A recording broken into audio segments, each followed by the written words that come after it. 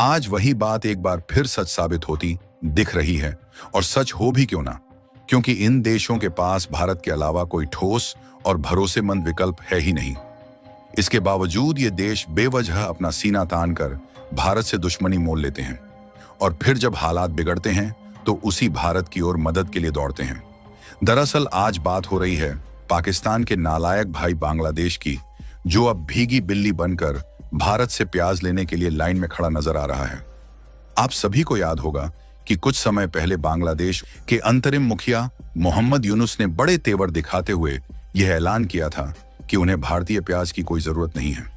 उन्होंने कहा था कि बांग्लादेश अपना प्याज खुद उगाएगा और भारत पर निर्भर नहीं रहेगा। इसी जोश में आकर यूनुस ने भारतीय प्याज का इंपोर्ट परमिट रद्द कर दिया। उस वक्त उन्हें लगा कि उन्होंने भारत को कड़ा संदेश दे दिया है और एक बड़ा फैसला लेकर देश में वाहवाही लूट लेंगे। लेकिन जैसे ही भारत ने भी प्याज की सप्लाई रोक दी, वैसे ही बांग्लादेश की हकीकत सामने आने लगी, और ढंग से 2 दिन भी नहीं बीते सप्लाई बंद किए कि बाजार में प्याज की किल्लत शुरू हो गई, और देखते ही देखते दाम आसमान छूने लगे। प्याज के बढ़ते दामों ने आम लोगों की रसोई बिगाड़ दी और जनता का गुस्सा सड़कों तक पहुंचने लगा। हालात ऐसे बन गए कि यूनुस के पैरों तले जमीन खिसक गई। जिस फैसले को वह अपनी ताकत समझ रहे थे, वही फैसला अब उनके लिए सबसे बड़ी मुसीबत बन चुका था। इसी दबाव और डर के चलते आखिरकार बांग्लादेश सरकार को पीछे हटना पड़ा, और अब वह शर्मिंदगी से मुंह छुपाए भारत के कदमों तले लिपटे पड़े हैं। दोस्तों, बहुत बड़ी डेवलपमेंट है, तो इस वीडियो में पूरा समझते हैं, लेकिन उससे पहले इस वीडियो को लाइक करके चैनल को सब्सक्राइब जरूर कर लीजिए। दरअसल लेटेस्ट मीडिया रिपोर्ट्स के अनुसार अब बांग्लादेश सरकार ने भारतीय प्याज के आयात को फिर से मंजूरी दे दी है, जिससे साफ है कि यह फैसला किसी मजबूरी से कम नहीं था, क्योंकि यूनुस अपनी जनता का गुस्सा और बाजार की अराजकता ज्यादा दिन तक झेल नहीं सकते थे। यहीं से कहानी एक बार फिर उस मोड़ पर पहुंच गई जहां भारत की अहमियत खुद ब खुद साबित हो जाती है।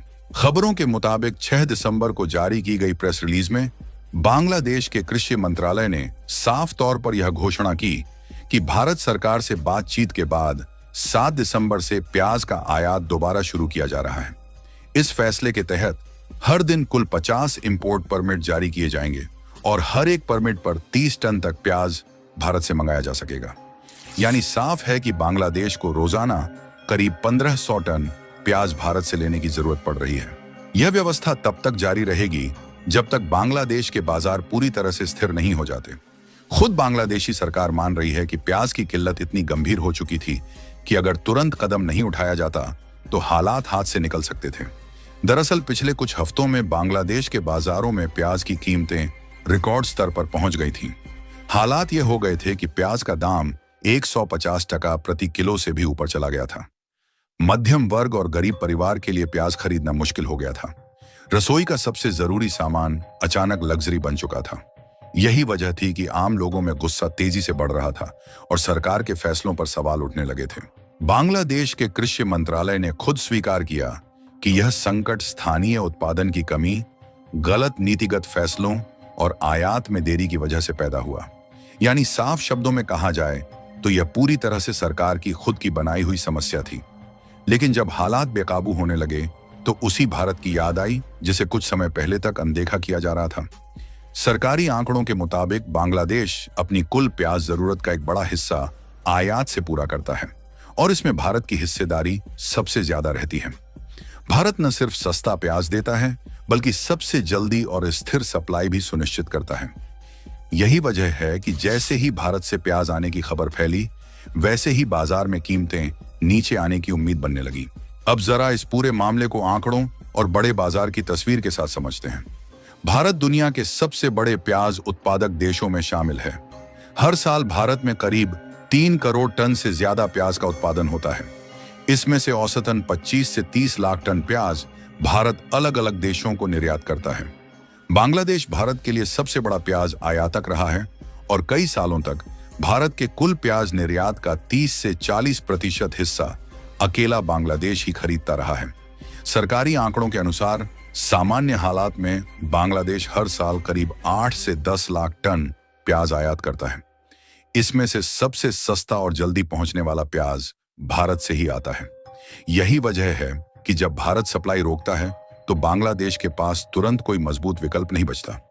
म्यांमार और पाकिस्तान जैसे देशों से सीमित मात्रा में प्याज मिल सकता है, लेकिन वहां उत्पादन कम है और सप्लाई अनियमित रहती है।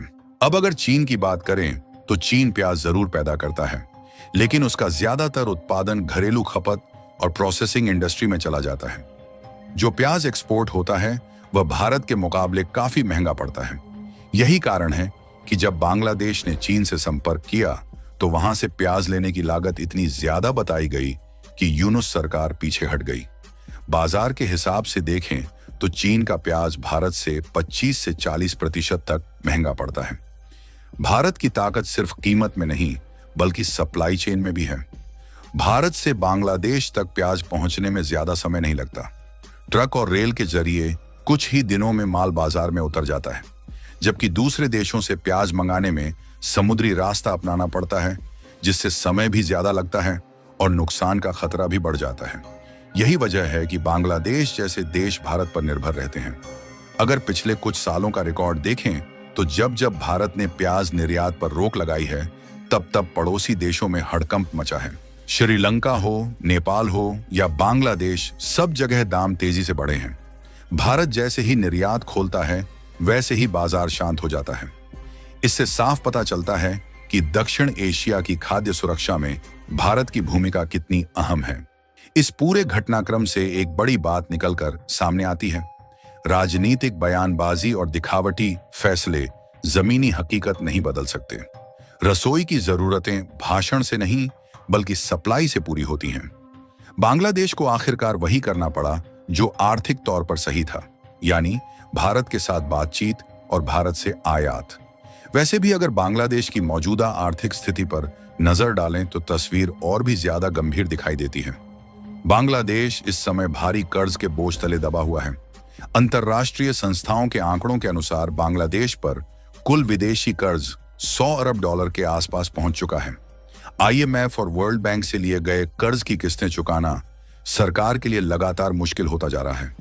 विदेशी मुद्रा भंडार तेजी से घटा है और कई बार तो आयात भुगतान तक पर सवाल खड़े हो चुके हैं। ऐसी हालत में अगर खाद्य वस्तुओं के दाम अचानक बढ़ जाएं तो सरकार पर दोहरी मार पड़ती है। आर्थिक संकट का असर सीधे आम लोगों की जिंदगी पर पड़ रहा है। महंगाई बढ़ चुकी है, रोजगार के अवसर घट रहे हैं और सरकार के पास राहत देने के लिए सीमित संसाधन बचे हैं। उद्योगों में कच्चे माल की कमी है और बिजली, ईंधन जैसी जरूरतों के लिए भी बाहर पर निर्भरता बनी हुई है। हालांकि खबरें बता रही हैं कि बांग्लादेश फिर भी पागल हो चुका है और वह अपनी आर्थिक स्थिति सुधारने की बजाय लड़ने की तैयारी के लिए लड़ाकू विमान खरीद रहा है। फिलहाल आज स्थिति यह है कि भारत से प्याज आने की खबर के बाद ही बांग्लादेश के बाजारों में दाम गिरने लगे हैं। आम लोगों को राहत मिल रही है और सरकार को भी थोड़ी सांस लेने का मौका मिला है। लेकिन यह पूरी कहानी आने वाले समय के लिए एक सबक भी है कि भारत से दूरी बनाने की कीमत कितनी भारी पड़ सकती है। अब सवाल आपसे है कि बांग्लादेश के इस यू टर्न पर आप लोग क्या कहना चाहेंगे? अपनी राय नीचे कमेंट में जरूर बताइए। अगर वीडियो आपको जानकारी से भरपूर लगी हो तो वीडियो को लाइक करें और चैनल को सब्सक्राइब करके बेल आइकन जरूर दबाएं। जय श्री राम।